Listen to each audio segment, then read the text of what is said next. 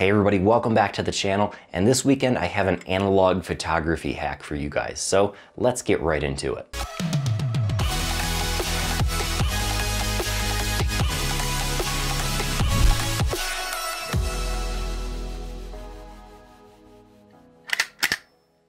So if you're like me and you collect camera gear, you probably find a lot of cool antique stuff when you're out thrift shopping at antique stores, things like that. And they're really awesome to collect, and a lot of them sit on my shelf, but I actually like taking these and, if I can, actually doing a little bit of shooting and doing a little bit of film photography with these older cameras. They're just so much fun. They have so much character. And one of my favorites is the Kodak Duaflex camera. It's a TLR camera. You actually have your viewfinder up here on top, and your lens is separate from your viewfinder. It's really cool.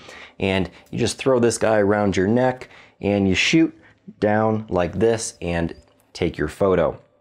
Awesome camera. Only problem is if you open up the back, you can actually see what kind of film these take.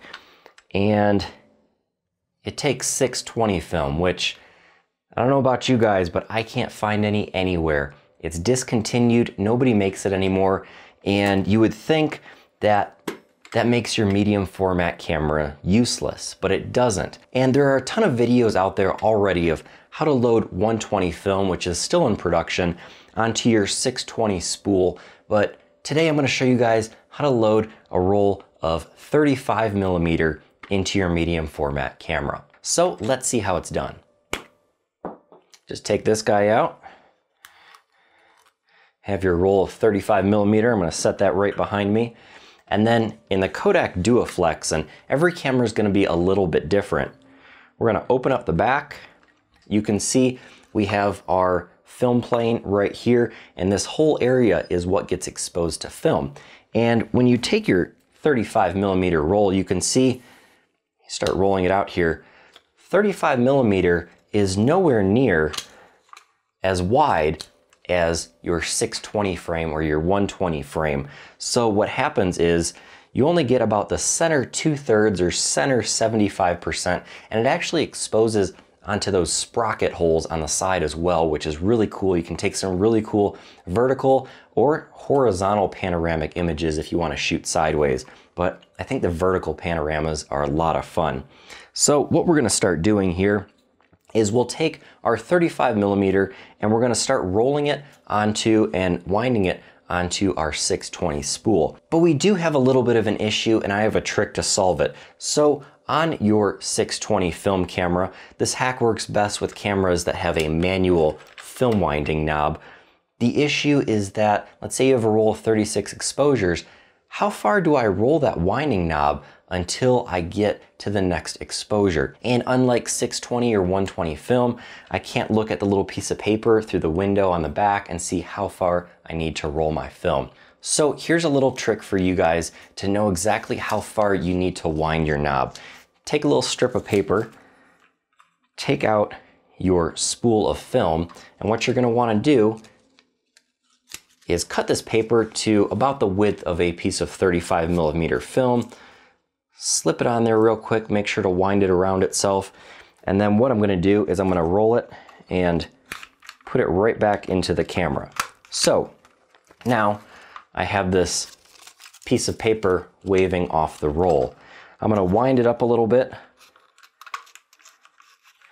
until it's nice and tight.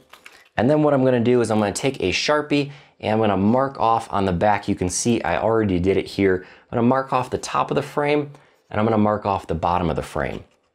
Then what I'm going to do is I'm going to start winding. I'll wind and I'll wind and I'll wind. Keep going, keep winding. It's going to take a couple turns. And then I'm going to get to the bottom of the frame.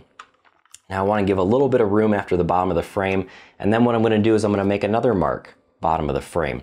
And I'm going to count how many times or how many turns it takes to make each frame pass. On the Kodak Duaflex, that is 2 whole turns of this winding knob. So I've actually marked it here with Sharpie. I have 1 dot for a half a turn, and I have 2 dots for a whole turn. So when that first Sharpie dot comes all the way back around for the second time, that means I've advanced to my next unexposed piece of film. And again, super easy to do with a little piece of paper. And now I know exactly how many turns it takes to advance. So now it's as simple as loading our 35mm piece of film and closing this guy up. So we have our 35mm. What's really nice is this little tab on the end. Some people like to cut it off and tape it. I like to slide it right in that slot and then tape it, and then I'll begin to start winding it around. Once I feel like it's nice and tight on that spool, I'll take the spool, put it in the section that's going to get wound up, lock it in there, start winding, make sure it's nice and tight, and then I'm going to take it, I'm going to extend my 35mm roll all the way across the back, and now you can start seeing where exactly your image is going to lie in here. If your roll of film wobbles a little bit, you can always tape it in the bottom, but just make sure it's lined up with the center, and then go ahead and close your camera. And one more little tip, remember to cover up your little window here because light will get right to your film and ruin your shot.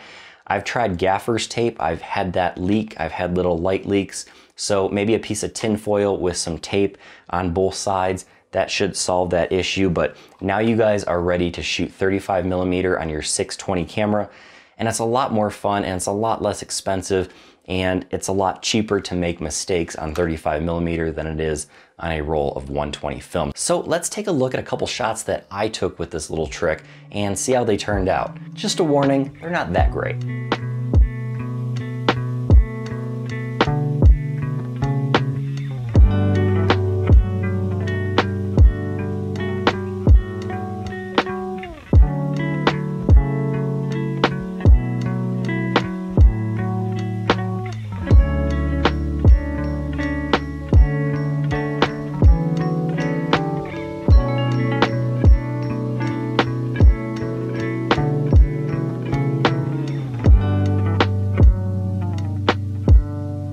So not all of my photos turned out in focus or perfect, but that's half the fun of shooting an analog instead of digital. I have no viewfinder on the back to see if it's in focus. I don't get to find out until after it's been developed. So that's all for this video. If you like this little analog hack, be sure to give it a thumbs up, hit that subscribe button to see more of my videos, and until next weekend, get out and go shoot.